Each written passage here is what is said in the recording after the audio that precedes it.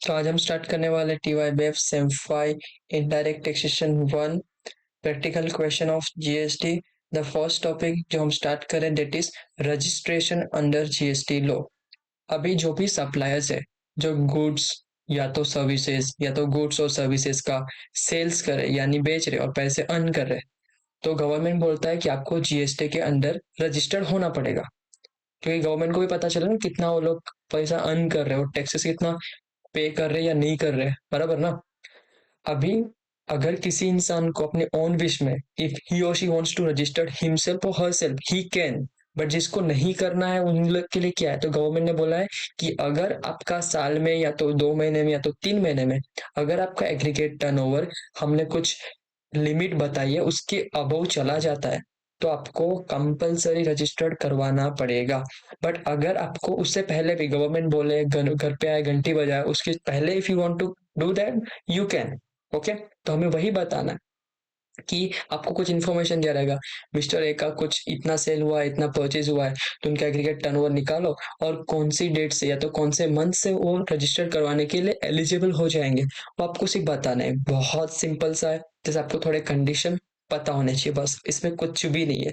बोले 5th standard का बच्चा भी कर लेगा और आप तो 15 में हो रहे। ओके, सो बहुत सिंपल है, थोड़ा बेसिक्स समझ लो तो फिर आपको ये टॉपिक एकदम चिंदी सा लगेगा। सबसे पहले एग्रीगेट टर्नओवर का मतलब समझते हैं। एग्रीगेट का मतलब होता है टोटल, टोटल मतलब जितना भी आपने किया है। टर्नओवर का मतलब होता है सेल्स।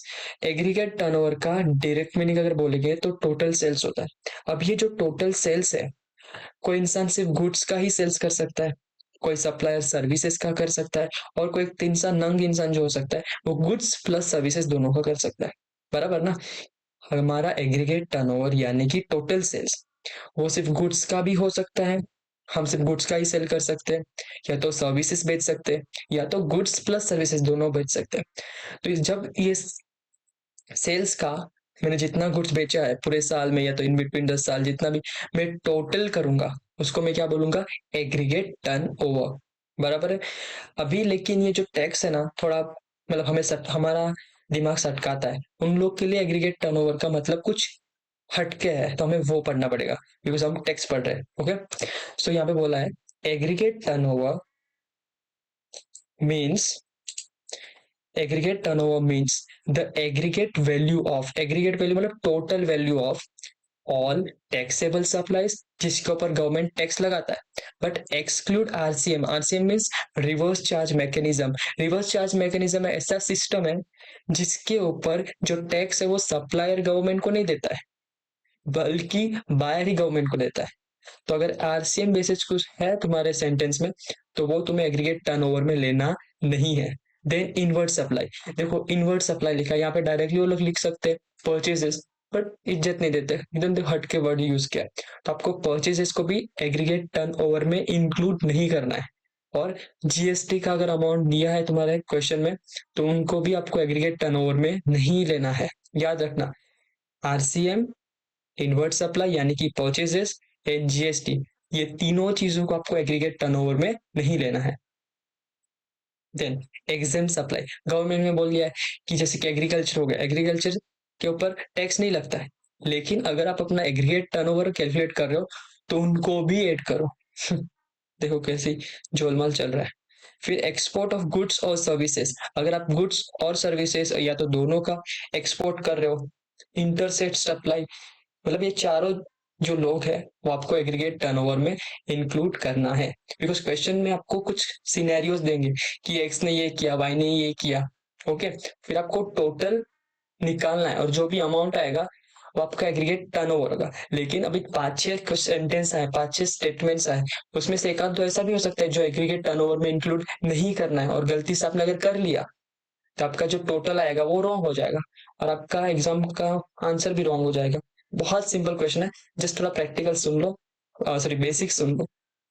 ओके, अभी रजिस्ट्रेशन, रजिस्ट्रेशन के लिए टोटल 3 कंडीशन है। सबसे फर्स्ट कंडीशन है कि अगर ऐसा कोई इंसान, एग्जाम्पल में यहाँ पे एग्जाम्पल लेता हूँ जिंगुर बाबा, तो जिंगुर बाबा जो है या तो वो सिर्फ सप्लाई का सर्विस कर सॉरी सप्लाई कर रहा है सिर्फ सर्विसेज का, और जिंगुर बाबा जो है सप्लाई ऑफ नोटिफाइड गुड्स का लिस्ट दिया है कि कोई इंसान आइसक्रीम, अदर इडेबल आइस जिसके अंदर वो कोको, पान मसाला, तंबाकू, बोलो जुबा केसरी ये कर कुछ कर रहा है, या तो फिर third condition supply of both goods and services. अगर जिंगुर बाबा सप्लाई ऑफ सर्विसेज कर रहा है, सिर्फ सर्विसेज का सप्लाई कर रहा है, या तो सप्लाई ऑफ नोटिफाइड गुड्स, यानी कि नोटिफाइड गुड्स में क्या क्या आता है, आइसक्रीम, अदर इडेबल आइस, उसके अंदर पान मसाला एंड ऑल अगर डाल के बेच रहा है, या तो supply of both goods and services.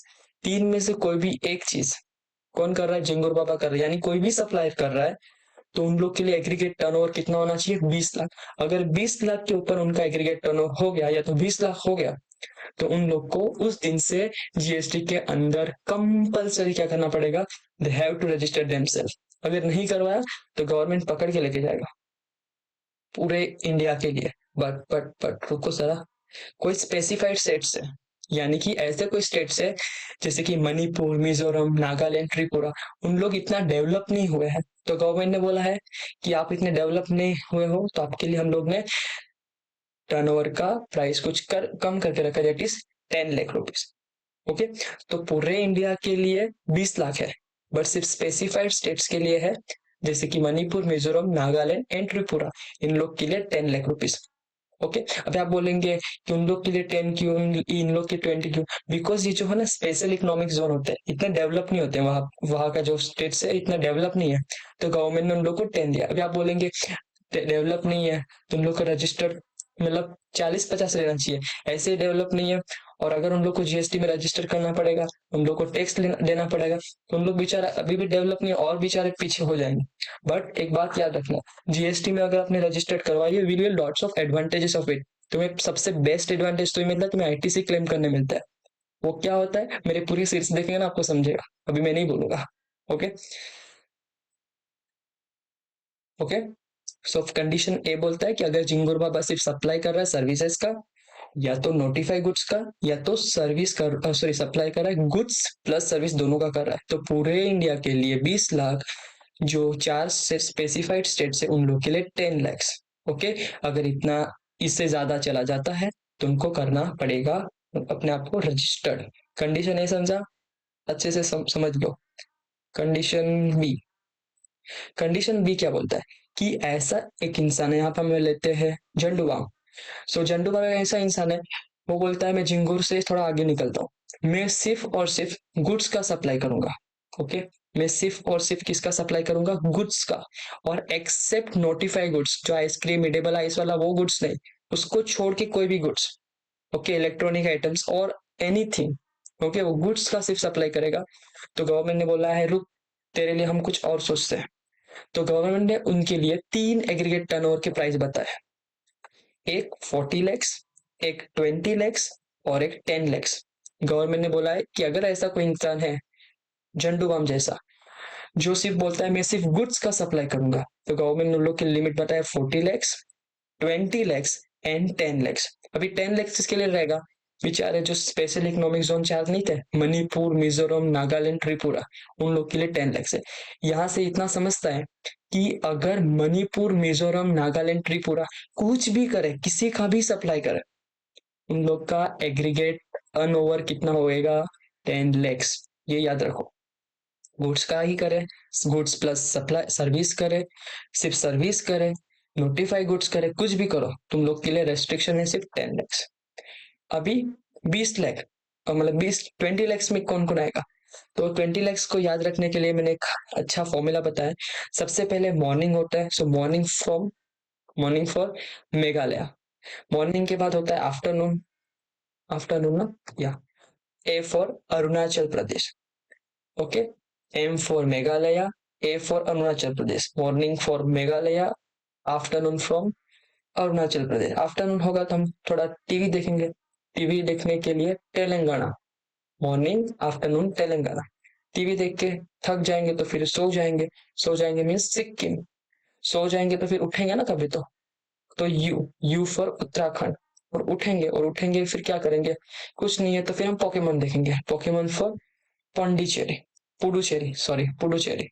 तो ये याद रखो कि ये 6 स्टेट्स है, morning Meghalaya, afternoon Arunachal Pradesh, afternoon के बाद हमने टीवी देखा, टीवी 4 तेलंगाना, टीवी देख के कंटाल गए, सो गए सिक्किम, सोने के बाद हम उठेंगे भी तो उठने का उत्तराखंड, और उठेंगे फिर से उठेंगे तो फिर से टीवी देखा पुडुचेरी। ये 6 स्टेट्स के लिए 20 lakhs, अगर वो लोग सिर्फ गुड्स का सप्लाई करें। और बाकी इस ये 10 को छोड़ के जो रिमेनिंग बचे हैं इंडिया के जो अदर पार्ट्स है, उन लोग के लिए है 40 lakhs। ओके, तो ये चंडू बाम था। अभी लास्ट कंडीशन जो लास्ट वाला कंडीशन है बहुत सिंपल सा है। कंडीशन सी जो बोलता है if question is silent about place और डीलिंग्स और both then aggregate turnover value will be 40 lakhs for all. अगर क्वेश्चन में बताया नहीं है कि किसका डीलिंग कर रहा है, ये तो वो कहाँ पे रहता है, ऐसा कुछ नहीं बोला है, तो आपका एग्रीगेट टर्नओवर कितना रहेगा, it will be 40 lakhs। Okay, तो ये बेसिक्स था। इसके बाद will start with the practical question. Okay, thank you, good bye bye.